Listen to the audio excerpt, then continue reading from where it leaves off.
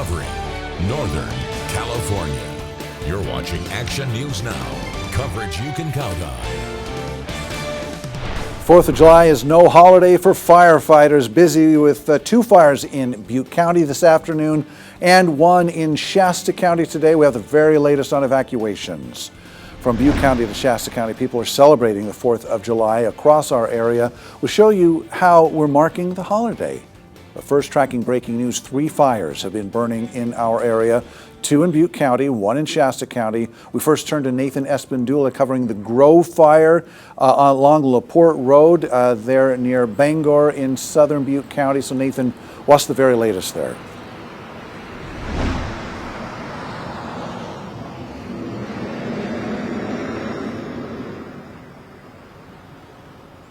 Alan, the very latest is that forward progress of the fire has stopped, according to Rick Carhart, the CAL FIRE PIO. And just so you can have a notion of what you're looking at now, the camera is facing south. Right over there, you have LaPorte Road. And just down LaPorte Road, there are a lot of fire trucks that have been going up and down. Right now, right over here, there is a PG&E truck that's driving up there, too. And this road goes all the way down to Grimy Gulch Road and Tennessee Lane. Those are some roads the viewer at home might know that go down LaPorte. Fire trucks going up and down. And Rick Carhart, the CAL FIRE PIO, told me that a lot of the fire trucks that are fighting this fire were at parades just a few hours ago, and now they're here fighting the fire. He told me the latest update was 78 acres. And he said that since forward progress has stopped, it's expected that it won't get any bigger than that.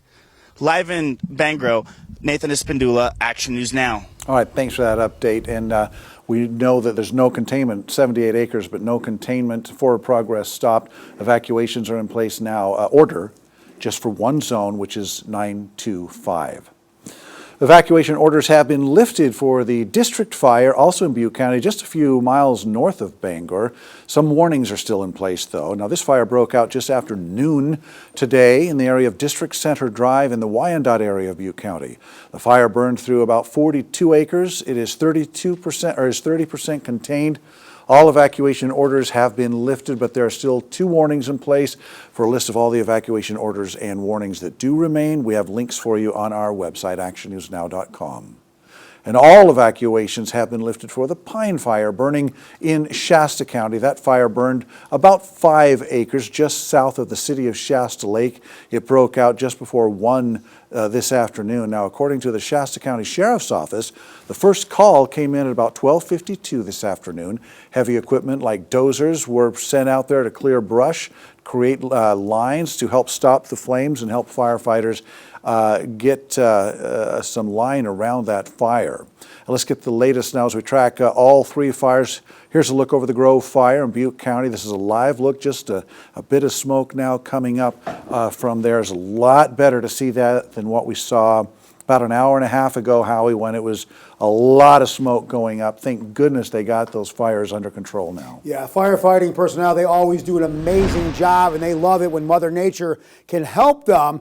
Not super helpful today, but not out of control, drastic for them, but the environment will make it a little easier. We're going to get into that. Now, threat of thunderstorms. This energy was all the way across the area yesterday. It's even moved up in the last hour a little bit further north and towards the northeast. And really, if you look, where are the thunderstorms? You have to leave the area completely to really see where those are. So that's good news because we had red flag warnings that are still in place way up here to the north, contingent upon red flag warnings. Well, those have moved away from us as well. But look at these temperatures for the July 4th. Remember a year ago, we were pushing 110 plus, or just 2 days ago, 104, 106, 104. We could be a lot hotter. It's more comfy. Here are those winds. We have some gusts. They're decent. They're enough to make it a moderate in terms of safety for significant fire potential. But our moisture levels are up a little bit due to the delta breeze. These will drop, but so will the winds, and I like to see that as our temperatures go up a little bit. But we're going to drop the moderate to low for fire risk potential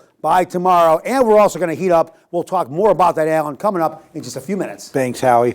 Evacuation orders remain in place in Siskiyou County for the Summit and Jacket fires burning in the Klamath National Forest. Those 2 fires are now combined to be in the Marble Complex.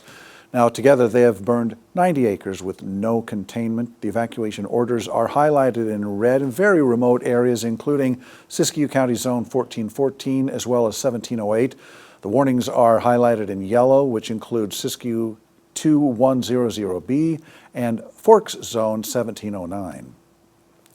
The Summit Fire is burned along the Pacific Crest Trail. That started Wednesday. The Jacket Fire is burned on Yellow Jacket Ridge, about 4 miles from Forks of Salmon. That fire started yesterday. And the Horse Fire in Shasta County, it has now burned 363 acres with zero containment. It started Wednesday near Shell Mountain, south of Dog Creek Road, west of Lakehead.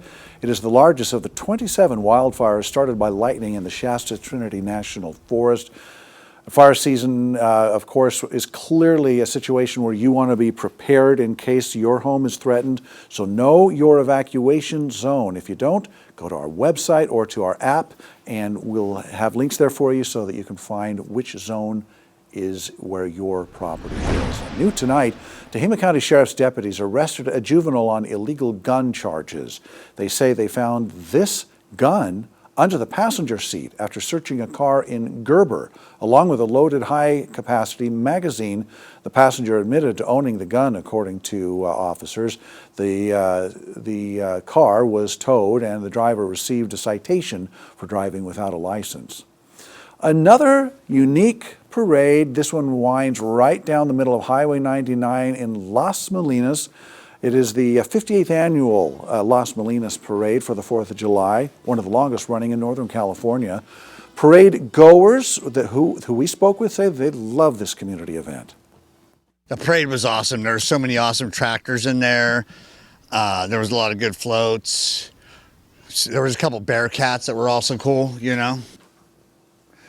The day finished up with a play day in the park for the young and, of course, the young at heart. July 4th is also when the new honorary mayor of Las Molinas takes over. This year it's Kim Boyster, Holly McDonald, and the new vice mayor, Twig the cat. Yep, a cat is second vice mayor. This is truly an election that can be bought because the candidate who raises the most money wins. Las Molinas, of course, is not actually a city. It doesn't have a city council, just an honorary position, but that goes to Kim Boyster. It felt good. It was fun and doing all the fundraisers. I think it means everything. That brings everybody out of their houses. Everybody comes here. $100 was raised in the mayoral contest. The proceeds support the Chamber of Commerce, which hosts the annual parade and play day. A great turnout in the city of Mount Shasta as it held its own 4th of July parade. Thousands of people from all across the area showed up at the celebration today. The parade included floats, classic cars, there were vendors, and it was all capped off by a fireworks show. Will be capped off tonight at Lake Siskiyou starting at 10 p.m. Despite today's fires, fireworks shows in Oroville, the show in Oroville is still set to happen tonight.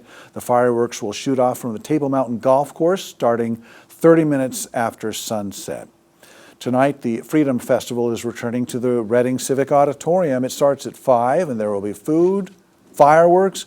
The fireworks start at 10 p.m. And to listen to the soundtrack for the show, just tune your car to 97.3 FM and enjoy the fireworks with music.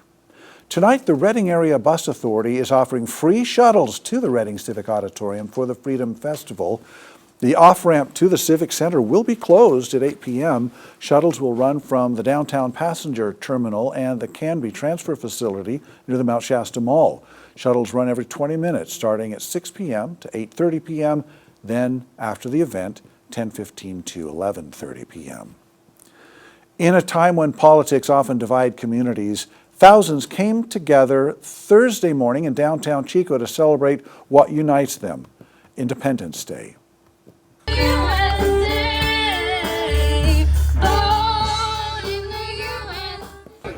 Yeah, I think this was this morning, Friday morning, this parade in Chico. American flags were waved, children, they cheered, the unmistakable spirit of patriotism echoed on Main Street. City officials say there were 98 entries in this year's lineup featuring civic groups, city departments, faith-based organizations, and more.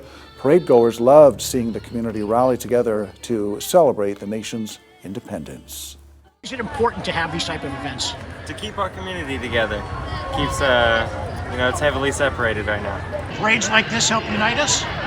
I think it does. It helps us to go out and see the community, and I think that's important to show that you're part of something. Estimates as far as how many people were there, as many as 5,000 turned out for the festivities.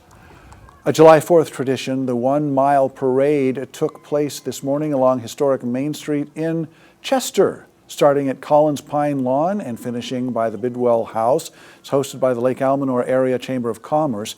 Haley Watt's sister, Wendy, sent us these photos of the whole family taking part in the fun. We'll continue following the breaking news of wildfire evacuations in Butte and Shasta counties. We'll bring you the latest, plus what you need to know about storing or tossing out holiday leftovers in 2 minutes.